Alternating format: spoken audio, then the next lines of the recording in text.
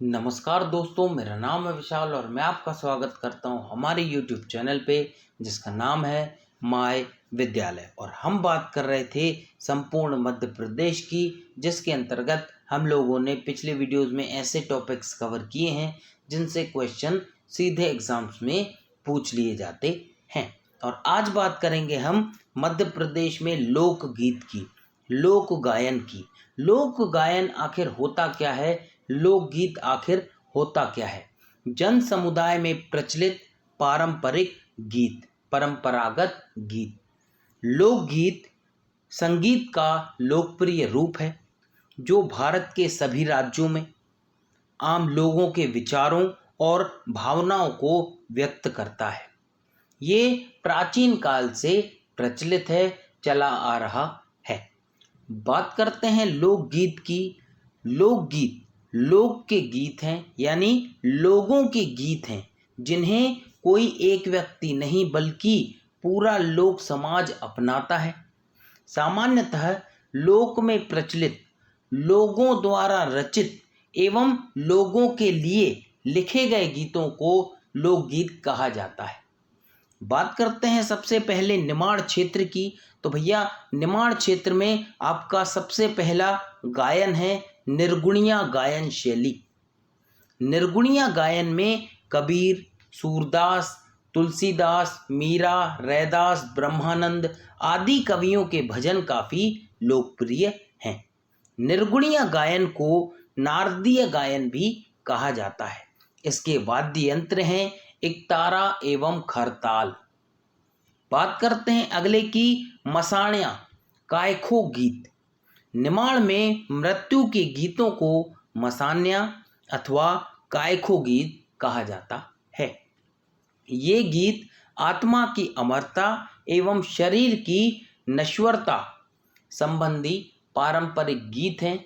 मतलब यदि वहाँ कोई आदमी मर जाता होगा, किसी व्यक्ति की मृत्यु हो जाती होगी, तो उस टाइम पे मसान्या या कायखो गीत गाए जाते। बात करते हैं तीसरे की, कलगी तुर्रा। कलगी तुर्रा प्रतिस्पर्धात्मक लोक गायन शैली है। इसे चंग की थाप पर कलगी तुर्रा गाया जाता है। इसके दो अखाड़े होते हैं, कलगी अखाड़ा एवं तुर्रा अखाड़ा। इस कलगी दल शक्ति और तुर्रा दल शिव को बड़ा बताने की कोशिश करता है। एक साइड होती है शिव भगवान की, एक साइड होती है पार्वती माता की।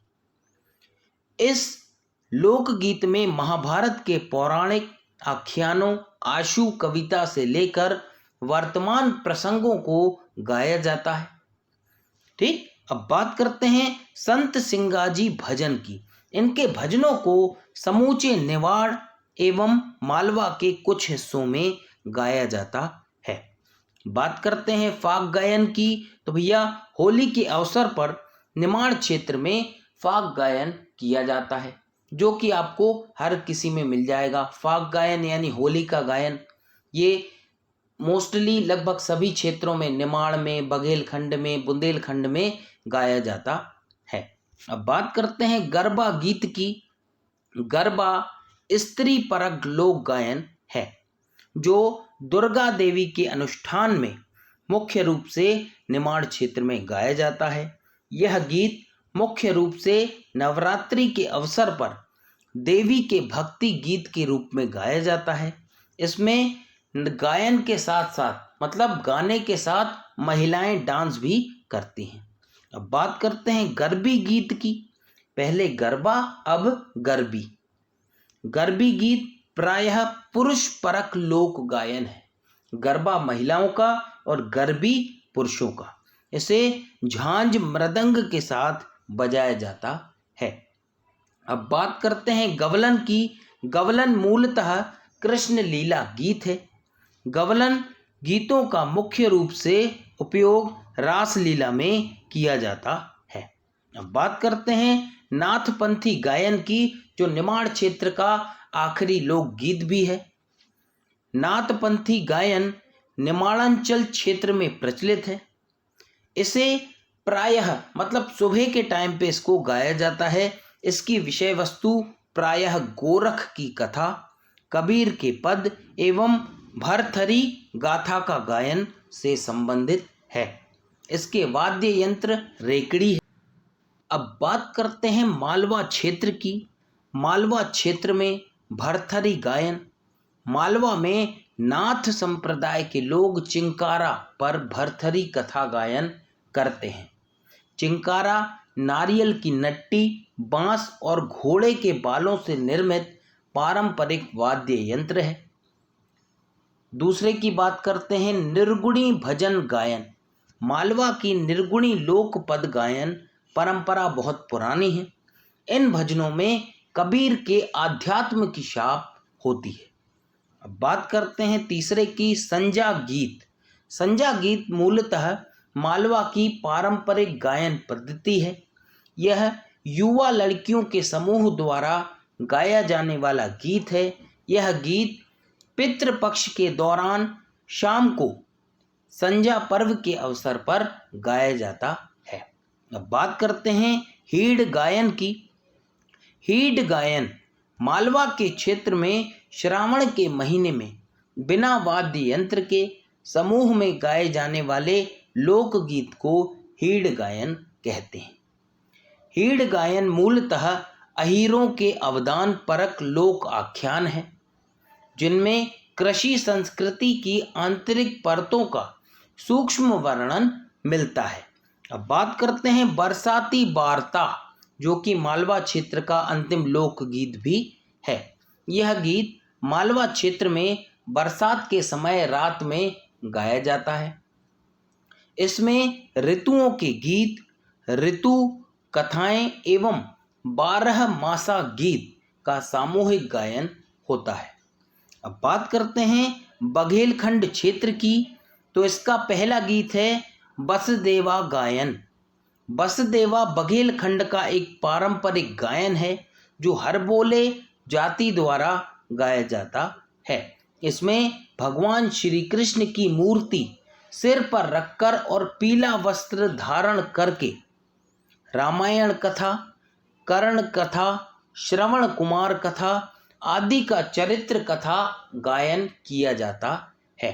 अब बात करते हैं बिरहा गायन की। बिरहा गीत प्रायः खेत, जंगल या खलिहानों में काम करते हुए सवाल जवाब के रूप में गाया जाता है।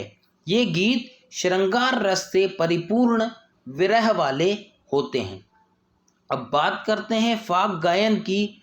बघेलखंड में नगाड़ों पर फाग गायन किया जाता है। मैंने आपको बताया ना, फाग गायन लगभग हर क्षेत्र में किया जाएगा।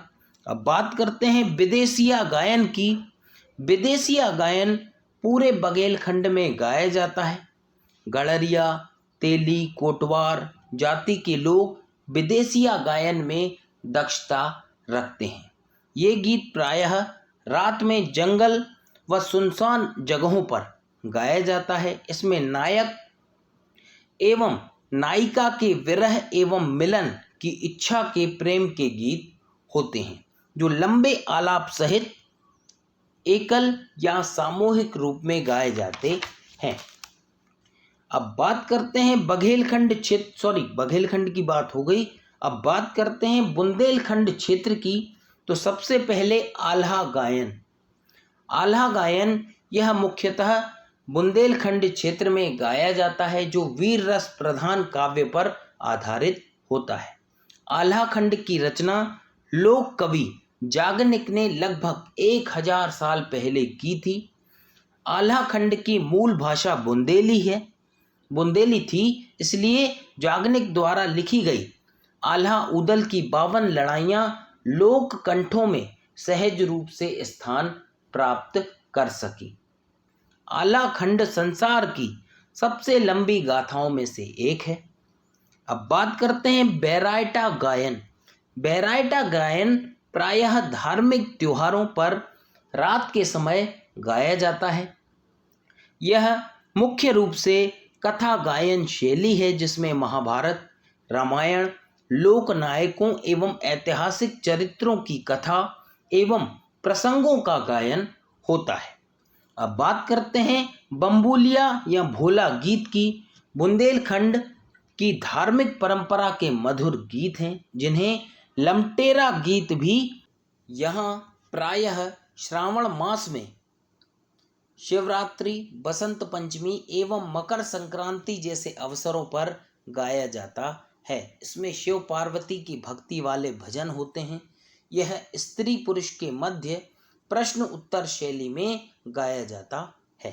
अब बात करते हैं देवारी की। देवासी गायन या देवारी गायन।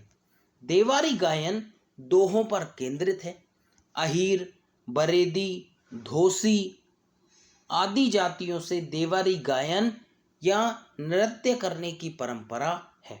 दीपावली के अवसर पर ग्वाल बाल सिर पर मोर पंख धारण कर कर घर घर देवारी मांगते हैं, नेंग पाते हैं और ऊंचे स्वर में दोहा गाकर ढोलक, नगड़िया, बांसुरी की संवेद धुन पर डांस करते हैं।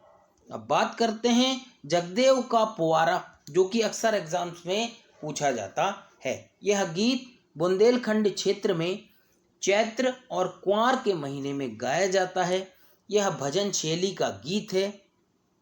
इसमें शक्ति की आराधना से संबंधित भजन होते हैं, यानी कि माता पार्वती से संबंधित भजन होते हैं जो सामूहिक रूप से गाए जाते हैं।